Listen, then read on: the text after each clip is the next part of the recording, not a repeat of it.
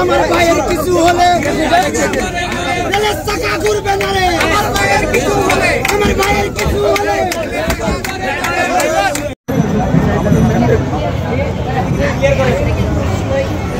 সবাই একটু সাইড ফাঁকা রাখেন, গণমাধ্যম থাকলে থাকতে পারে, তাছাড়া না থাকাই ভালো হবে।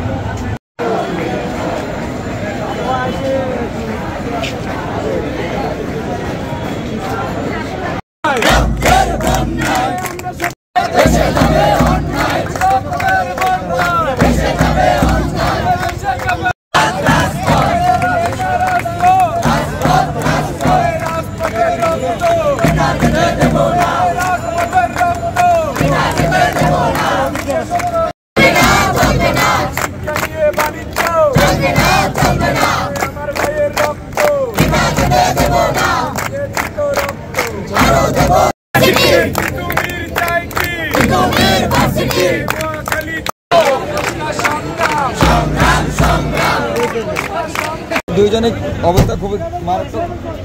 আমরা রাষ্ট্র আমাদের সাথে কোনো রকম যোগাযোগ করে নাই।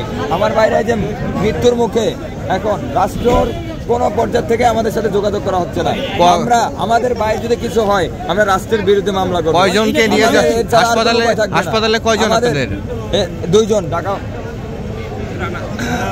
রানা আহমেদ আর হচ্ছে রায়হান, এই দুইজনকে পাঠানো হয়েছে। উনি অনশন করছে কতক্ষণ ধরে? 52 ঘন্টা।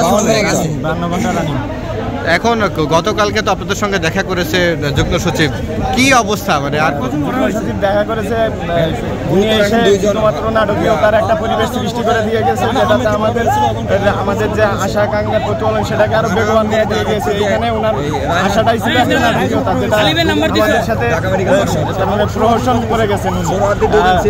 রাষ্ট্রীয়ভাবে কোনো পদক্ষেপ নেওয়া এখনো পর্যন্ত হয় নাই। ছাত্রদের জীবনটাকে হুমকির মুখে ফেলে দিয়ে তালবাহানা শুরু করছে। এই ছাড়া আর কি বলবো। আর ভাইরা অত্যন্ত অসুস্থ। জাহান রাব্বি ভাইরে কেবল উঠাই দিলাম, প্লাস হচ্ছে একটু আগে আমার আর যে কারণে আসলে মানবিক বিবেচনা